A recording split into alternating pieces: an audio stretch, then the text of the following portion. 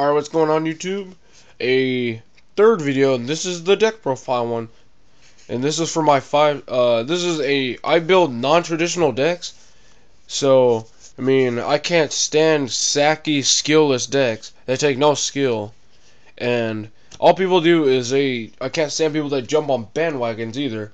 Because, because when people do that, they steal their ideas. The people that, all they notice is people that top, and then they copy their decks. And it's not fair to them, and it's just retarded for everyone else, because that's all they're going to see is Dino Rabbit, and, well, I don't even know Dino Rabbit. I mean, when that thing first came out, it wasn't really a top tier, because everybody already know how to play it, but then again, it's so easy, a 5-year-old can do it. So, Dino Rabbit's like the most skillless deck out there. And so is Chaos Dragon. That's in second place, though. But as I promised, I have to go over the underrated cards that should be used in a lot more decks. One, Blackhorn of Heaven. I have no idea why this card is not being ran in any player's decks. Instead, I see Solemn Warning, which, I mean, it's alright.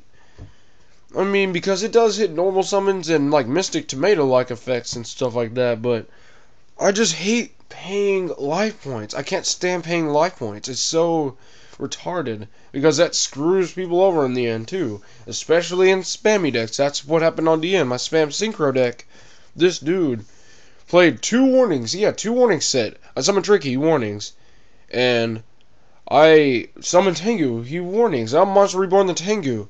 And he's just like, crap, he's a freaking, and then I started spamming. I still out-spammed him. I mean, that's why Warning is so bad. And half the time you're at 19 or less, you can't play Warning, so it is a dead card. Unlike Judgment, where you can play it at any time. So, but Blackhorn, it just negates a special summon. And it's cost-free, so I don't get why people don't use this. I main these. Because really, who doesn't use an extra deck nowadays? Who doesn't special summon Cyber Dragon or BLS or any of that good stuff? Who doesn't summon Leviair? Who wouldn't Blackhorn a Leviair that's about to get out of Rescue Rabbit, right? Next is Divine Wrath. I mean, I don't get it. Why would you Valor a Judgment Dragon that's at 3 grand and he still, even though the effects negate, he can still beat you down with 3 grand. He can get his effect next turn and all that, when you can just Divine Wrath it, negate the effect, and destroy it. That's why, I mean, that's what I don't get. People like these all quick effects, and Divine Wrath is spell speed 3, so you can hardly chain to it. I mean, it's ridiculous. Okay, now onto the deck profile. This is a 5-star deck seed. I ended up getting top 8 with this because the consistency is amazing. The consistency, oh man. Okay, let's get started. 3 Wind-Up Warriors. Again, this is a rank 5 Exceed deck, so, I mean, obviously a lot of windups can modulate to 5. So, there's your Warriors. There's your Soldiers. Boom. 3 Wind-Up Soldiers. It's the exact same as Wind-Up Warriors effect, except, you know, Soldier has more attack. And obviously, I'm going to run 3 Shark. I mean, it's a great specialer. If you have a Wind-Up in your hand, just normal special. Gaikaka Magician. Great modulator. I think it's one of the ultimate modulators. I wish that this card could be used as synchro material. I seriously do. In fact, I wish that a lot of things from Gen Force to later could take out that one sentence altogether, because if so, I would just summon Tour Guide and summon Dark Resonator and just sync for 6, if you know what I mean. And one more thing. If you're a wind-up player and you actually use Soldier, Warrior, or Dog, don't be stupid and call for the wind-up Soldier effect first, because if they drop Valor, you can't use that effect again. Be smart. That's what wind-up Shark's for. You can do it once per turn, and then protect yourself with back row if it does get Valored. 3 Cyber Dragon, obviously. I mean, when you have TG Striker and all that, people compare everything like that to Cyber Dragon, probably because it's his first one. I love Cyber Dragon. That's one of my favorite cards, actually.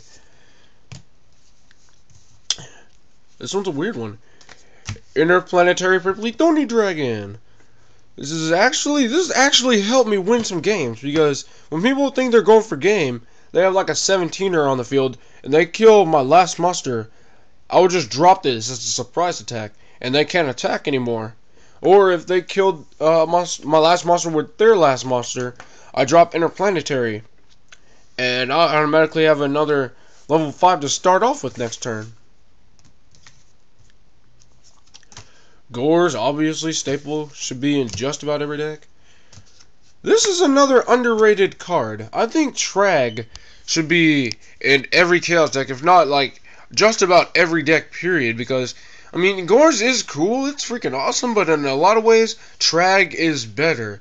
For one, it's a modulator. You can modulate to just about anything in the graveyard, to any monster in the graveyard. Second, you can take a monster. Why the heck would you not want to take a monster? Permanent. And thirdly, you don't have to have a completely open field to drop Trag. So, yeah. Dark Arm, as you can see, I run quite a bit of dark targets, including the Adrius, or Adrius, golly, whichever one you prefer. But sometimes I do have a problem with getting dark targets. A lot of times I'll have 2, and I can't seem to get that 3rd, and I think I should run more Gaga Magicians. In fact, I think I probably will. Chaos Sorcerer.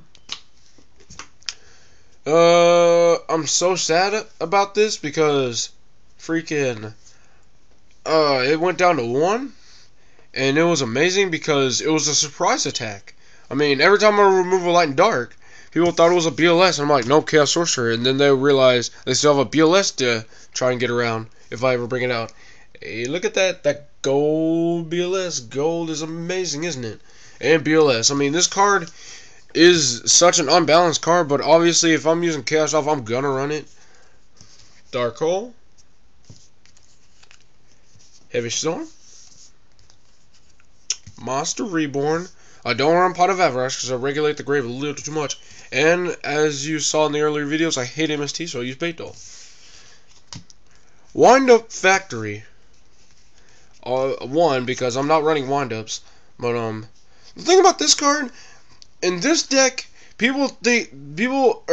people that hover above me, which I hate it when people do that when I'm in a tournament, they say search sharks and all that. And I'm like, no, the deck is all about consistency. If I use a wind-up effect, I'm gonna keep searching warrior every single time, and if I'm out of those, I'll search soldiers. It's to have a guaranteed level 5 in my hand. And I'm not, and if I can go into another rank 5, I won't do it until my stuff gets killed, so I can still have hand advantage. And Mind Control to take their monster and go for game, or exceed if it's a level 5, and if it's a level 4, I have a Utopia, or I can sync, and I do run syncs. So 2 Insta Fusions, because I run level 5 fusions. 2 Dark World Shackles. A lot of people don't know what this does, and it is really good in this deck. And I will show you why, and probably, I think, the next video. That's where I'm going to go over my extra deck and my side deck. Dark World Shackles. You can equip... Normally, people would equip this to an opponent's monster, but the equipped monster cannot attack, and its attack drops to 100. Hint, 100. So if you have, like, a BLS that you can't get over, just play Dark World Shackles and summon Grand Mole and run it over. How great is that? And during your standbys phase, the owner of the card takes 500. Pretty nifty card. 2 Mirror Force, obviously. 2 Bottomless. 2 Magic Cylinders. The reason why, I mean, I used to run Deep Prison, but the god-awful truth I learned about Magic Cylinder, the power of Magic Cylinder, is that it steals games. It steals way too many games. I mean, when people are top-decking Magic Cylinder, I think is the best card to draw, because both life points are low, people are trying to go for game, and they go Magic Cylinder, and you just stole their game from them, and it's amazing. And I showed my friend that, the reason why, and now he runs 3 Magic Cylinder and Ceasefire, which is ridiculous. Duke of Pulse, really, really good chainable card. Torrential. I love this card because when I summon Tyrez and use his effect and all that, when it's their turn, the one thing they try to do is get over it. And the minute they bust out something that can actually get over it, I'll just Torrential, and Tyrez just stays there. Starlight Road. Obviously, there's multiple hitters. Magic Deflector. New card in the set. This negates every card except, or every spell card except for normal spells, sadly. And the one thing I love doing is having a Starlight, Magic Deflector, and a Bottomless Orca Pulse. See, if they try to go MST, Magic Deflector. If they try to go Heavy Storm, Starlight.